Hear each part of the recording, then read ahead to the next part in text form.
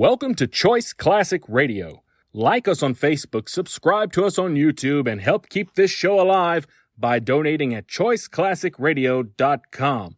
For more of your favorite old-time radio shows, join us on our companion podcast, Choice Classic Radio, Mystery, Suspense, Dramas, and Horrors, where we bring to you the most mysterious tales that the golden age of radio had to offer.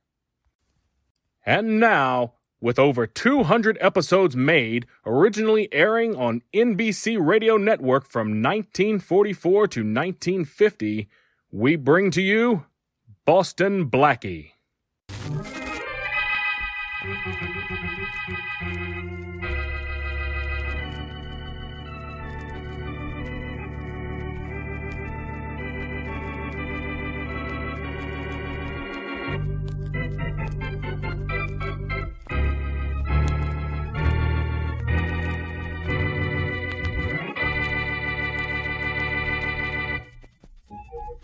Pardon me, is this the dressing room of the Flying Johnsons? Yeah, right in front of you. Oh, thank you. Come in. Hello.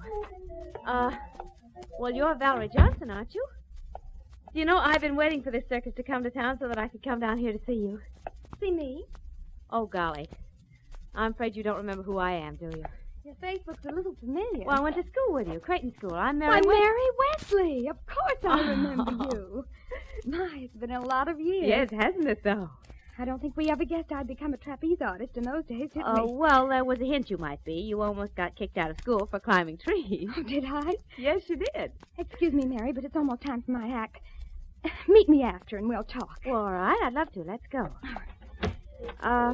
Valerie, you seem to be a little bit nervous and upset. Well, I am, Mary. Is that because of your act? Oh, no. No. But it is awfully dangerous, isn't it? Oh, not really. It's actually foolproof. It's a matter of timing. Oh. Oh, what a beautiful horse. He's my favorite. Here, Whitefoot. Here's your lump of sugar. Oh. Careful, Mary. He's a little nervous. I give him a lump of sugar each time I go up to do my act. For good luck, huh? Something like that. Mary, you said I seem nervous and upset. Well, I am. I have a feeling that something's going to go wrong with the act tonight. Well, Valerie, not an accident. Here, you take this letter and read it if anything happens tonight. Because if it happens, it won't be an accident.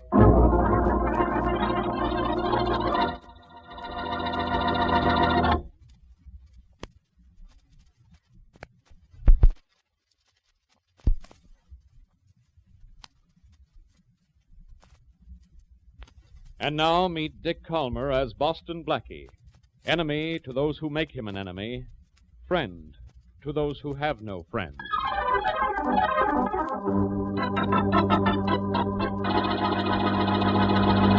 Mary, what are you so upset about? You're supposed to have fun at a circus. I know, Blackie.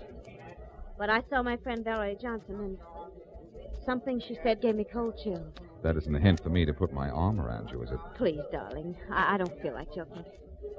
Oh, here come the Johnsons. Maybe what Valerie said gave you a cold chill, but what she's about to do is giving me pneumonia. Ladies and gentlemen, your attention, please. The Flying Johnsons in their fabulous leap of death. And he's not kidding. Look high above you over the center ring, 150 feet above the sawdust. The two most brilliant aerialists in the world in the most dangerous stunt ever attempted on a swinging trapeze. You know, Mary, I was Please just... be quiet. The trapeze now swinging back and forth, hanging by his knees, you will see Harry Johnson. Notice that he is blindfolded. I'd have to be to go up there. And on the other platform, from which she will swing into the air, leave her trapeze, do a double somersault, and then be caught by the waiting hands of her husband, is Valerie Johnson. Notice that she, too, is blindfolded, and that below the Johnson, there is no net. Oh, Blackie, I'm getting scared. Harry is swinging back and forth, Valerie is waiting for the signal to send her swinging into the air. She waits. Wait.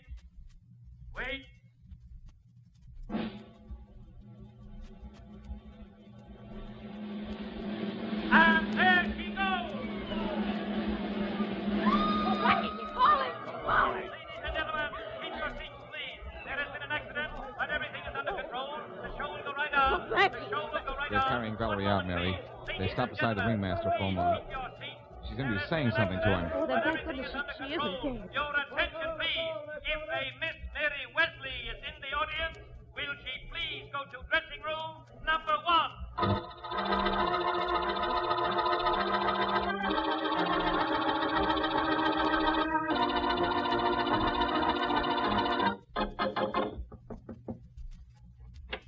Yes, what is it, please? I want to see Valerie Johnson. Nobody can see her now. I'm Mary Wesley, Doctor. Valerie sent for me. Oh, of course, she's calling for you.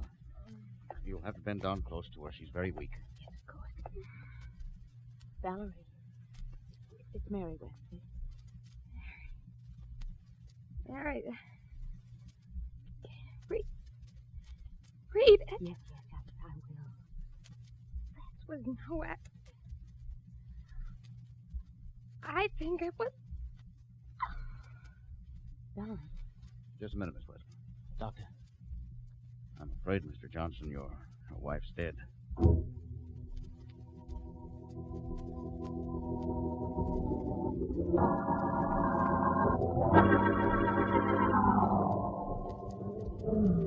I hope you don't think I'm a sissy, Blackie, because I wanted to get out of Valerie's dressing room. Of course, Aunt Mary. I just...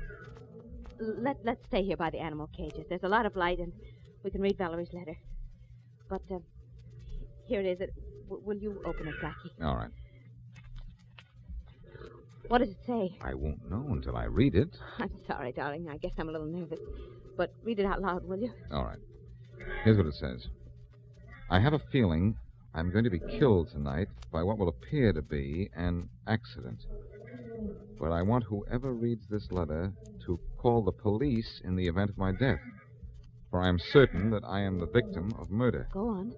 That's all it says. Well, doesn't she say who she thinks her killer is? No, she obviously doesn't know. And is being fair enough not to try to guess. Mary, I think you'd better call Faraday. All right. And while you're making that call to headquarters, I'm going to be paying a call on Valerie's husband.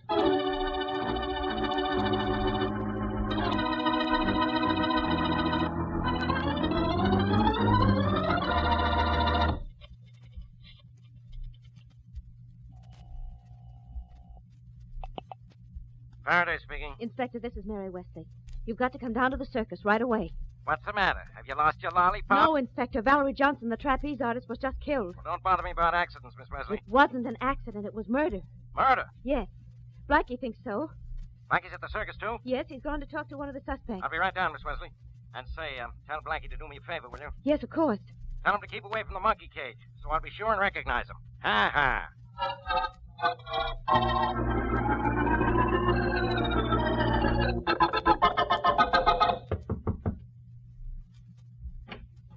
Yeah? May I come in, Mr. Johnson? No. I'd like to, if you don't mind. I'm Boston Blackie. Leave me alone, will you? Look, all I want to do is help. I don't need any help. Mr. Johnson, I have reason to believe your wife was murdered. Wouldn't you like to Find a killer? Sure. If there was one to find. But it was all an accident. Nobody murdered her. Now scram, will you? I don't feel good. I know you don't, Mr. Johnson. I'm sorry to have to do this at all, but can't But you you think that accident out there was no accident, huh? And that maybe I didn't catch her on purpose. I didn't say that. Maybe you're thinking it. You let me decide that after I've asked you a few questions. Such as, did Valerie and I fight, huh? That's one. We never had a fight in our lives. Well, not since we started the act together.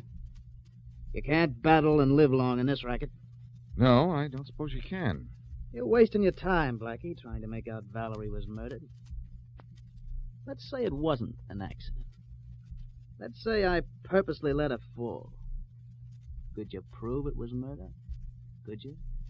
You've got a very good point there, Mr. Johnson. And there's a very good door behind you. Let's see you use it. Look, Johnson, I know you're upset. I wouldn't be bothering you like this at all, except that Except that you think I killed Valerie. Well, I didn't. Your wife is dead, Johnson, and she's sure someone was going to murder her. Who might that someone be? I don't know. She knew, I think. If you and your wife were as close as you claim, you should know. Wait a minute. There is one guy who had it in for Valerie, and that's Joe Lane. Joe Lane, huh? Well, I promise you this, Mr. Johnson. Whoever is responsible for the fall your wife had from the flying trapeze is going to swing for it.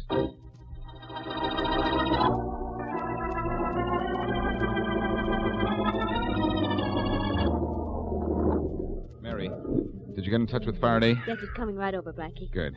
Did you get any information out of Valerie's husband? Yes, the name of one man in the circus who hated her, Joe Lane, whoever he is. I'm going to see him now if I can find him. Come on. Sure. But how could any Joe Lane have killed Valerie? It was her husband who didn't catch her. Don't ask me questions like that, Mary. Not on this case. Even if Joe Lane or Harry Johnson or anyone else had a motive for killing Valerie, it would still be practically impossible to prove it was murder. What about Valerie's note? Well, it's only an accusation, not proof. Oh, golly, that's right. Oh, here's dressing wagon 11. This is Joe Lane's, they told me. Where are we meeting Faraday? I told him we'd be in front of the animal cages. Good. Say, maybe you'd better go back there and wait, in case he gets here while I'm talking to Lane in this dressing room. See you in a few minutes. Right. Mr. Lane? Mr. Lane? Mr. Lane! Nobody's home. Yeah, maybe this is a break. Maybe just a little old-fashioned snooping will produce more... Well, I'm not alone. All right, Pete, come on. Come out from behind that curtain with the rest of you. All right. Hello, Lane. What's the idea? Well, what is it? Say, you aren't Joe Lane. I was watching the circus today. You're the ringmaster. Oh. So? So what? So start explaining yourself. What are you doing in Lane's dressing room? I was waiting here for Lane. Behind the curtain? What were you waiting back there for? To play a little game of peekaboo? What's your name? Smithfield. What are you doing in here? I was looking for something. Some aspirin. I needed some, and I knew Joe always had them. I was getting them when you came in. I broke the glass by accident. I wasn't hiding. I see. You wanted some aspirin, huh? So Valerie Johnson's death has given you a headache. Why? I don't care to answer that. Do you know that Valerie believed she was going to have an accident tonight? I'm not surprised. Oh, that's interesting. What else do you know about her accident? It was no accident. It was cruel and calculated murder. And it was her husband who did it.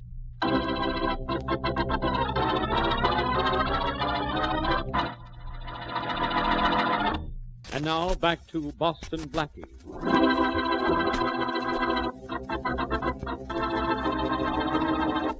Mary Wesley is an old school friend of Valerie Johnson, famed circus trapeze artist. So Mary and Blackie go to the circus to see the Flying Johnsons perform. Just before the act, Valerie gives Mary a note warning her that if she is killed during the performance, it will not be an accident, but murder.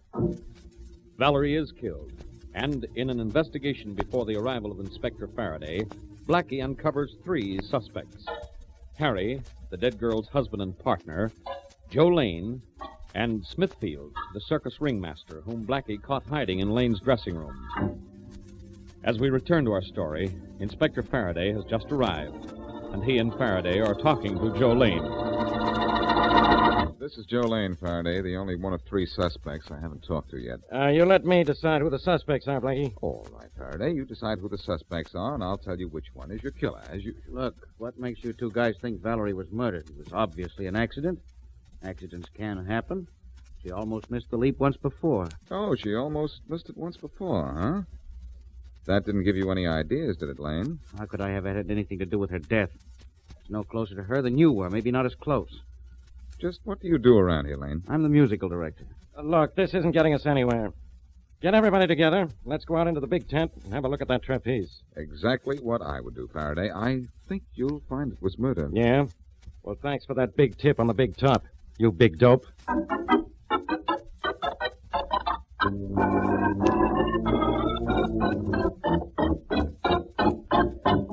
All right, Johnson, come here. Yeah? You 2, Lane and Smithfield. And me, of course, Inspector. Quiet, Blackie. All of you. Now take a look at Valerie Johnson's trapeze. See anything the matter with it, Johnson? No, You, Lane? I wouldn't know. How about you, Smithfield? I don't see anything the matter with it. Ask me, Faraday, because I see something wrong. This little nick in the trapeze chain. Where, Blackie? Oh, you mean this groove cut into one of the links of the chain? Excellent deduction, Faraday. It's obviously a file mark made by someone trying to cut one of the links. Here, let me see that. Yeah. The third link on this chain right here. See? Could swinging back and forth cause that, Johnson?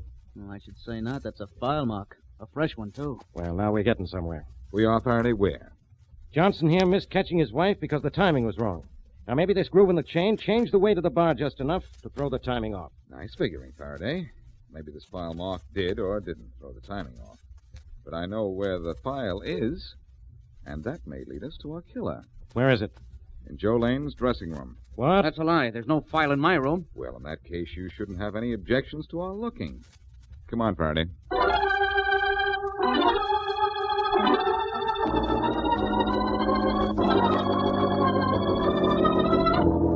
All right, Blackie. Where is it? Close the door, Faraday. We don't want any of these three charming people running out on us. Rollins, close the door. Yes, sir. I don't want to hear from any of you three till I talk to you. Get that? Now, Blackie, where's that file? It's right here in Lane's medicine chest.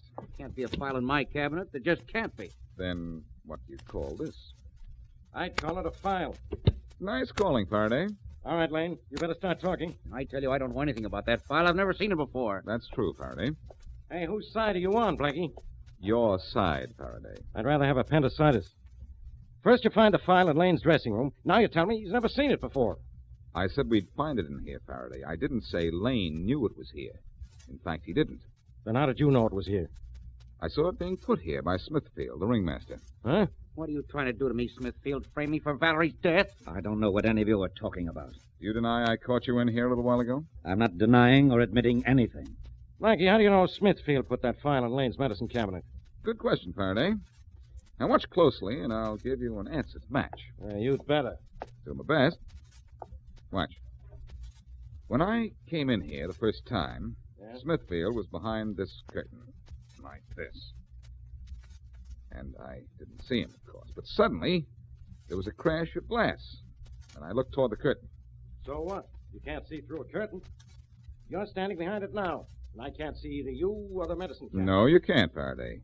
But look in the mirror over the dressing table to your right. I'm looking at it. I still can't see you. But when I open the cabinet, then what? Open it and let's see. All right, it's open. Hey, I can see you in the dressing room mirror. That's right, Faraday, because there's a mirror inside the door of this medicine cabinet. I got sort of a bank shot, you might say, of Smithfield putting the file in Lane's cabinet. Satisfied? I sure am. Rollins, Yeah, Inspector? take Smithfield to one of those small tents. Keep him under guard. Sure thing. What are you going to do, Faraday? Give Smithfield a dose of solitary until you can have him ready to talk to you? Oh, I don't care how long he keeps his mouth shut. I'm going to get evidence against him that'll speak for itself.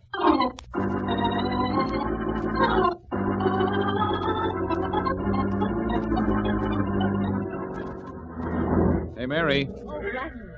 Have you found out anything? A little, but not enough. Sorry to keep you waiting so long. That's all right. I've had a good time looking at all the cages. Blackie, isn't this horse a beautiful animal? Yeah, it's beautiful. He was Valerie's favorite. Come on, Whitefoot, here. Let me pet you. Oh. Nervous animal, isn't he? That'll be so nice. Look, Mary, can you stand being alone a little longer? Oh, I judge from that I'm going to have to try. Well, Faraday has Smithfield cooped up in one of the small tents over there, and Rawlins is on guard outside. I want to talk to But him. how can you, darling, if he's under guard? Well, when I was a kid, I saw the circus by sneaking under the canvas without being caught. Oh, so you're going to sneak under the canvas into Smithfield's tent. Why not? It was fun when I was a kid. Should be just as much fun now.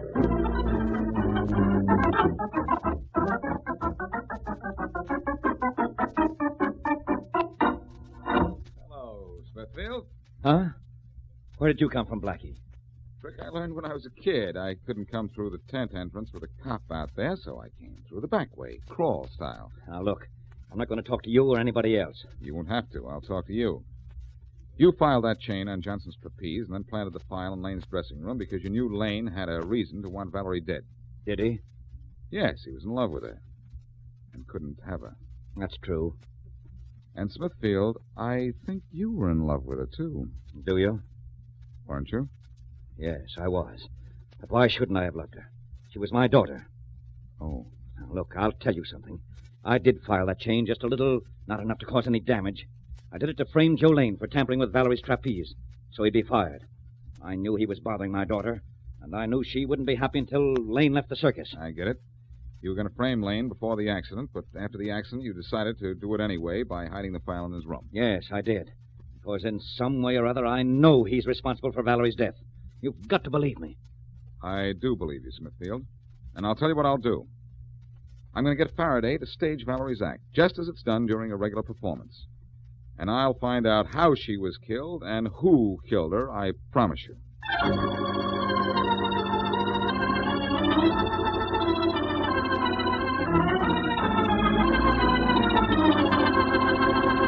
This is crazy, Blackie. What are we going to prove by running through the act? Who could have killed Valerie?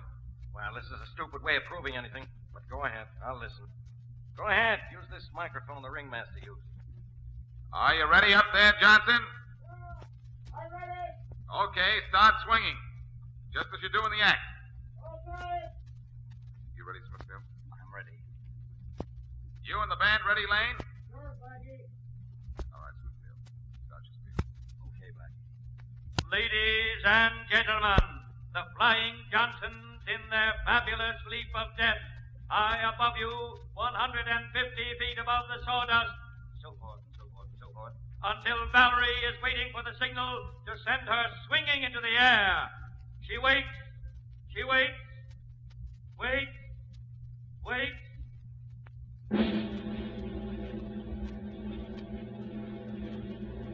And there she goes. Okay, Smithfield, that's enough. Thanks. Okay, Lane, you can stop the drum roll now. All right, Blackie. What did we prove? Oh, nothing much, Faraday. Just who killed Valerie Johnson, that's all. Huh?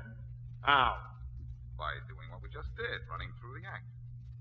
What was the signal for Valerie to leap in time to be caught by her husband? What do you mean, signal? She jumped when she got ready. Or when she saw it was time to leave. Faraday, both she and her husband were blindfolded, remember? They couldn't see each other. I know our killer now, Faraday. Now I've got to get the proof.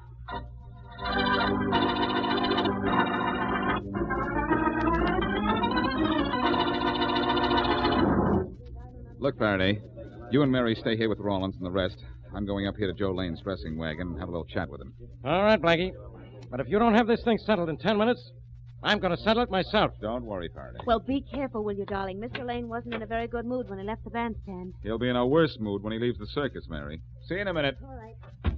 Who's in a bad mood, Blackie?